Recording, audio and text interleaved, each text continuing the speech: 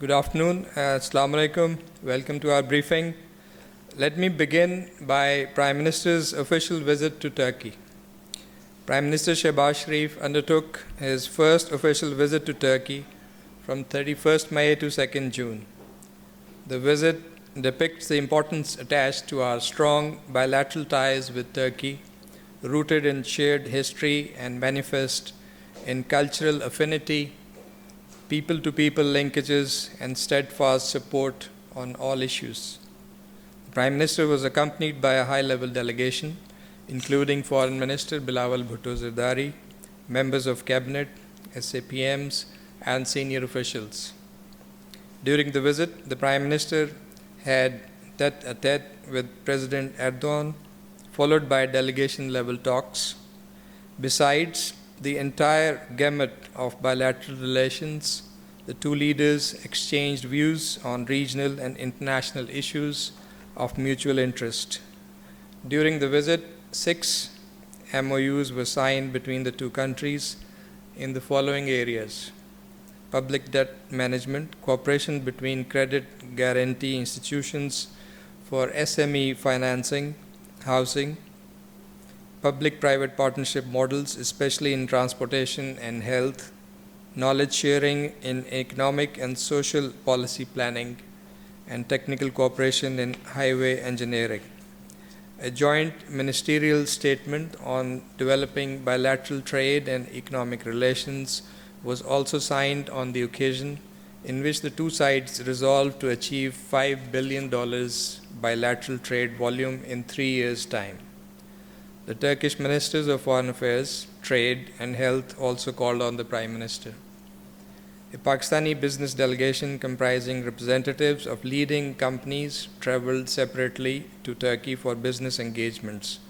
Along with this delegation, the Prime Minister had extensive interaction with leading Turkish businessmen and potential investors from diverse sectors.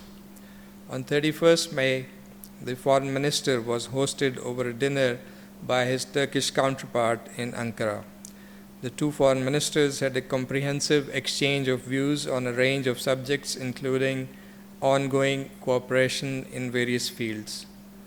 During the visit, the Prime Minister of Pakistan and the Turkish President also unveiled a joint logo marking the celebrations of the 75th anniversary of the establishment of diplomatic relations between the two countries.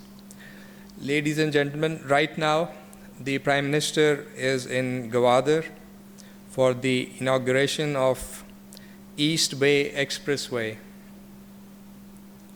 This is another milestone in the context of the China-Pakistan Economic Corridor. This expressway is the only connection between Gwadar Port and the N10 Makran Coastal Highway. It is also organically connecting the south and north free zones of Gwadar Port and provides necessary land transportation support for the distribution, import and export of goods in Gwadar. Ladies and gentlemen, on 27th May, the Japanese ambassador in Pakistan called on the Prime Minister at the Prime Minister's office. Views were exchanged on further strengthening the bilateral relationship.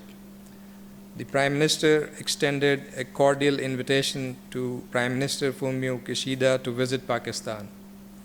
On 30th May, Prime Minister Sharif had a telephone call with British Prime Minister Boris Johnson. Prime Minister Johnson renewed felicitations to Prime Minister Sharif on his assumption of office and underlined United Kingdom's desire to further enhance the bilateral relationship with Pakistan. Prime Minister Sharif extended felicitations to the United Kingdom on the Platinum Jubilee celebrations of Her Majesty the Queen's coronation. During the week, the Uzbek, Qatari and Turkmen ambassadors called on Minister of State Hina Rabbani Khan. The Minister of State also received a telephone call from Lord Tariq, UK's Minister of State for Foreign, Commonwealth and Development Affairs. They discussed a range of bilateral and regional issues of interest in these meetings. The 118th meeting of the Pakistan-India Permanent Indus Commission was held in New Delhi from 30th to 31st of May. A wide range of water-related issues between Pakistan and India were discussed, which included the advanced sharing of flood information, the program of tours and inspections, and signing of the report of the Permanent Indus Commission for the year ending 31st March 2022. Pakistan also highlighted its objections to India's hydroelectric projects on the western rivers. Both sides reiterated their commitment to implement the Indus Waters Treaty in its true spirit and expressed the hope that the next meeting of the Commission would be held at an early date in Pakistan. Yesterday, as you would have followed, Pakistan dispatched second tranche of 15 tons of humanitarian assistance for the people of Ukraine, comprising medicines, blankets, and rations by two special C-130 flights. MOS Hena Rabanikar handed over the items to the Ukrainian ambassador at the airport. Ladies and gentlemen, 28th May 2022 marked the 24th anniversary of Pakistan's nuclear tests conducted in 1998 in response to testing of nuclear weapons by India. The tests not only demonstrated the resolve of the Pakistani nation to safeguard Pakistan's territorial integrity, independence, and sovereignty, but also the desire to preserve strategic balance in South Asia. On 29th May, Pakistan joined the international community in celebrating the International Day of United Nations Peacekeepers. As one of the top troop contributing countries, Pakistan deeply values the vital role played by the Blue Helmets in maintaining international peace and security in many conflict-ridden areas around the world. Prime Minister Shehbaz Sharif, in a message, also paid tribute to the contributions, professionalism, and sacrifices of the Pakistani peacekeepers serving under the UN. Ministry of Foreign Affairs also hosted a Twitter space to highlight Pakistan's role and contribution to UN peacekeeping since the 60s. In a public diplomacy exercise, the Ministry and the British High Commission jointly participated in a symbolic beacon lighting event to celebrate Queen's Platinum Jubilee in a ceremony yesterday. Coming over to the situation in the Indian illegally occupied Jammu and Kashmir, Pakistan strongly condemns extrajudicial killing of 10 more Kashmiri youth in staged cordon and search operations in Indian illegally occupied Jammu and Kashmir during the past week.